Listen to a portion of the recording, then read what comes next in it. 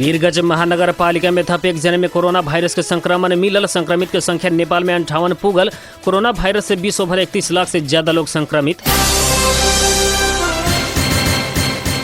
2 जने कोरोना संक्रमित व्यक्ति मिलला बाद रौतहट के 2 गांव सील कलैया 23 में 2 पक्ष बीच झड़प, आधा दर्जन व्यक्ति घायल। बहराइन में थप 77 जने नेपाली में देखल गई कोरोना पॉजिटिव। आ भारतीय अभिनेता इरफान खान के 54 वर्ष की उम्र में निधन। नमस्कार। बारा जिला के सिमरौनगढ़ स्थित रेडियो बादल 89 मेगाहर्ट्ज तथा इंटरनेट ऑनलाइन के www.radiobadal.com आ हमरो पात्रों में दुनिया भर के साथ प्रसारण हो रहा बादल खबर में स्वागत करतानी सहकर्मी मित्र सत्येंद्र गुप्ता के साथ में हम नूर आलम बादशाह। अब खबर विस्तार में। वीरगंज महानगर पालिका में थप एक जने में कोरोना वायरस के संक्रमण मिलल बा। वीरगंज के सफाई कर्मचारी में कोरोना संक्रमण पुष्टि भइल स्वास्थ्य तथा जनसंख्या मंत्रालय स्रोत जनैले बा। एतवार के मात्र वीरगंज से 3 के सफाई नैके के कोरोना संक्रमण के पुष्टि भइल रहे। उनकर संपर्क में आयल सब के परीक्षण के क्रम में थप एक जने में संक्रमण मिलल बा। आज एक दिन 3 जने में कोरोना वायरस के संक्रमण पुष्टि भइल बा। राष्ट्रीय जन स्वास्थ्य प्रयोगशाला टेकू में कल गईल परीक्षण में 12 के 2 आ पारसा के 1 जने के रिपोर्ट पॉजिटिव आयल बा। संक्रमित लोग जीतपुर सिमरा नगर पालिका के 43 वर्षीय आ सिमरौनगढ़ के 31 वर्षीय आ वीरगंज 2 छपकहिया के 46 वर्षीय पुरुष लोग बानी। तीनों जने दिल्ली में तबलीगी जमात के धार्मिक सभा में सहभागी होके लौटल रहनी। विश्व के विभिन्न देश में कोरोना वायरस से संक्रमित के संख्या 31 लाख से ऊपर पुगल बाटे। 210 देश आ 2 अंतर्राष्ट्रीय पानी जहाज में वायरस फैलला से 31,35,000 से ज्यादा में कोरोना संक्रमण पुष्टि भइल वर्ल्ड मीटर जनैले बाटे। संक्रमित मध्य 9,52,000 से ज्यादा लोग ठीक भइल बा। 19,64,000 से ज्यादा इलाज में बानी लोग इलाज करा रहल मध्य 57,307 जने अर्थात 3% की अवस्था जटिल रहल आ बाकी की अवस्था सामान्य रहल वर्ल्ड मीटर जनैले बाटे। अभी तक 2,17,000 से ज्यादा लोग के जान जा चुकल बाटे। जान गए वाला आ संक्रमित होने वाला संख्या सबसे ज्यादा संयुक्त राज्य अमेरिका में रहल बाटे। कुछ दिन ने दैनिक जे जान गए वाला के संख्या के कमी आयल अमेरिका में बीतल 24 घंटा में करीब 2 बार बढ़ल बाटे। वहाँ थप 24 से 28 जने के जान गए संगे जान गए वाला के संख्या 59,000 से ऊपर पुगल बा। ऐसे ही 10,25,000 से ज्यादा लोग में संक्रमण के पुष्टि भइल बाटे। काल अमेरिका में 13 से 84 जने के मृत्यु भइल बाटे। इटली में जान गए वाला के संख्या कुछ बढ़ल बाटे। मंगर के 3 से 33 जने के जान गईल इटली में बीतल 24 घंटा में थप 3 से 82 जने के जान गईल बाटे। वहाँ संक्रमित के संख्या भी बढ़ के 2,01,000 पुगल बाटे। स्पेन और फ्रांस में दैनिक जान गए वाला के संख्या घटल बाटे। ई 2 देश में कोरोना संक्रमण के कारण अभी तक 23,500 से ऊपर के लोग जान गंवा चुकल बानी। स्पेन में 2,32,000 से ज्यादा में संक्रमण के पुष्टि भइला पर फ्रांस में 1,65,000 से ज्यादा में संक्रमण के पुष्टि भइल बाटे। ऐसा ही अभी तक 21,500 से ज्यादा के जान जा चुकल बेलायत में बीतल 24 घंटा में थप 5 से 86 जने जान गंवा चुकल बा। बेलायत में 1,61,000 से ज्यादा लोग में कोरोना के पुष्टि भइल बाटे। जर्मनी में संक्रमित के संख्या 1,59,000 से ऊपर पुगल बा। ऐसे ही कोरोना के उद्गम देश चीन में 82,008 से 36 जने में कोरोना के पुष्टि भइला में 4,633 जने के जान गइल बाटे। 77,500 से 55 जने ठीक भइल बानी। ऐसा ही भारत में 31,360 जने में कोरोना के पुष्टि भइला में 1,008 जने के मृत्यु भइल बाटे। वहाँ बीतल 24 घंटा में 69 जने के जान गईल वर्ल्ड मीटर चलैले बा। 7,747 जने ठीक भी भइल बा लोग। 2 जने कोरोना संक्रमित व्यक्ति मिलला बाद रतोहट के 2 गांव सील कर गईल बा। 2 जने कोरोना संक्रमित व्यक्ति मिलला बाद उ लोग के गांव के स्थानीय प्रशासन सील कर गईल बा। स्थानीय प्रशासन रतोहट के बिरदाबा नगर पालिका 1 भूसा गांव आ देवाही गुनाही नगर पालिका 1 के नहर टोल सील कर गईल बा। स्थानीय प्रशासन रतोहट के बिरदाबा नगर पालिका 1 भूसाहा गांव आ देवाही गुनाही नगर पालिका 1 के नहर टोल सील करके लोग के आवाजाही में पूर्ण रोक लगैले बा। बिरदावन नगर पालिका 9 भूसाहा के दक्षिण में भीम डाबर गांव, उत्तर में आकड़ पाथर गांव, पश्चिम में बहुवरी गांव, बरगाजवा गांव आ पूरब में बिरता गांव 4 किला भीतर रहल गांव सब सील कइल जिला प्रशासन कार्यालय रतोहट जनैले बा।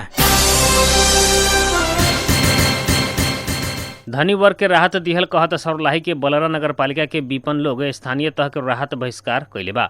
बलरा नगर पालिका वार्ड नंबर 3 के विपन्न परिवार से राहत बहिष्कार कल गेल बाटे। वार्ड कार्यालय से काल सवेरे राहत वितरण करे लागल बेरिया बिगहो जमीन होखे वाला देख के सरकारी जागीर कर रहल समेत के राहत उपलब्ध करावे लागल कहत दलित गरीब आ विपन्न राहत ना लेनी। ई वार्ड में गरीब विपन्न में पड़े वाला माझी राम आ सदा के समुदाय के बसोबास रहल बाटे। दैनिक मजदूरी करके खाए वाला उ लोग के होखे खाए वाला के ही राहत ले रहल देख के खुद राहत ना लिहल स्थानीय रामदेव माझी बताइनी।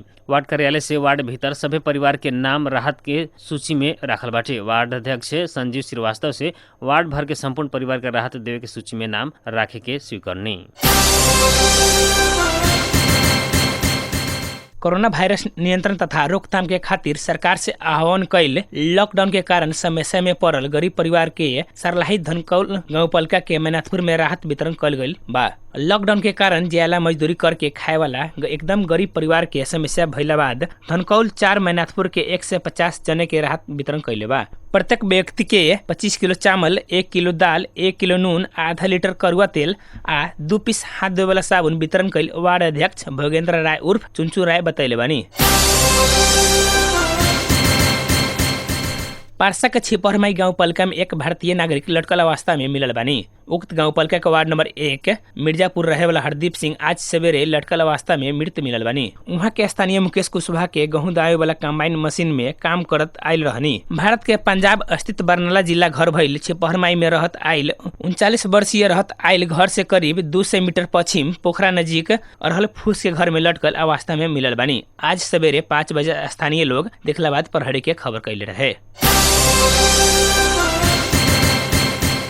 बेमौसमी वर्षा के कारण रौतहट के देवाही गोनाही नगर पालिका 6 स्थित एक चिमनी में भारी क्षति भइल बाटे। देवाही गोनाही 6 करकच के आर के ईंटा उद्योग में बेर बेर हो रहल बेमौसमी वर्षा आ तेज आंधी के कारण भारी क्षति भइल बाटे।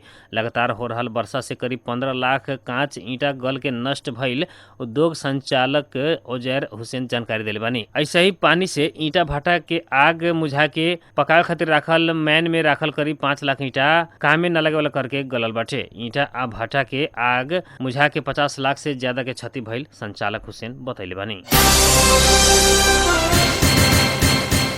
भारतीय अभिनेता इरफान खान के इलाज के क्रम में आज सवेरे 54 बरस के उम्र में मृत्यु भइल बा। स्वास्थ्य में समस्या देखला बाद कल मंगर के मुंबई के कोकिला बेन अस्पताल में भर्ना भइल इरफान के आज मृत्यु भइल बा।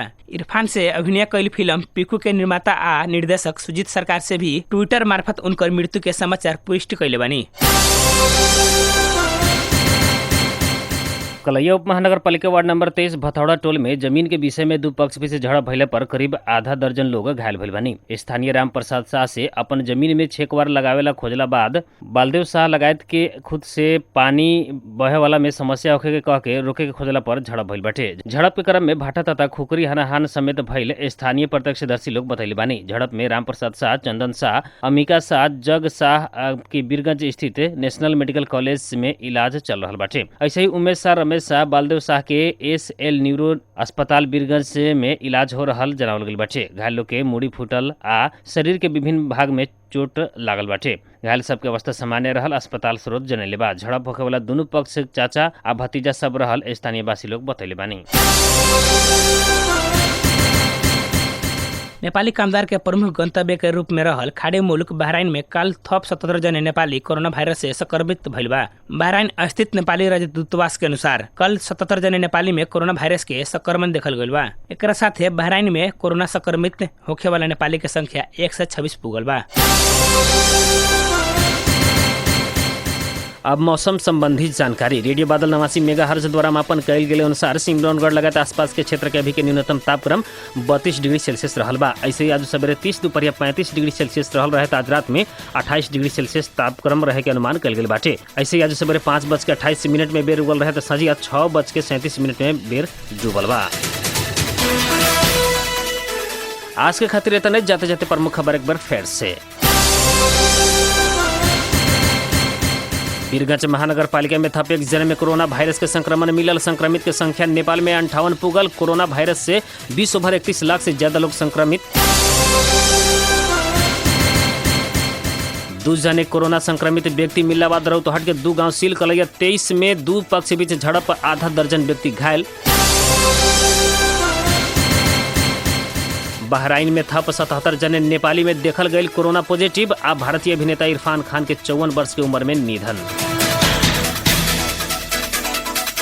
12 जिला के सिमरौनगढ़ स्थित रेडियो बादल 89 मेगाहर्ट्ज तथा इंटरनेट ऑनलाइन के www.radiobadal.com आ हमरो पात्र में दुनिया भर एक साथ प्रसारण हो रहा बादल खबर से सहकर्मी मित्र सत्येंद्र गुप्ता के साथ में हम नूर आलम बादशाह के विदा दी। नमस्कार।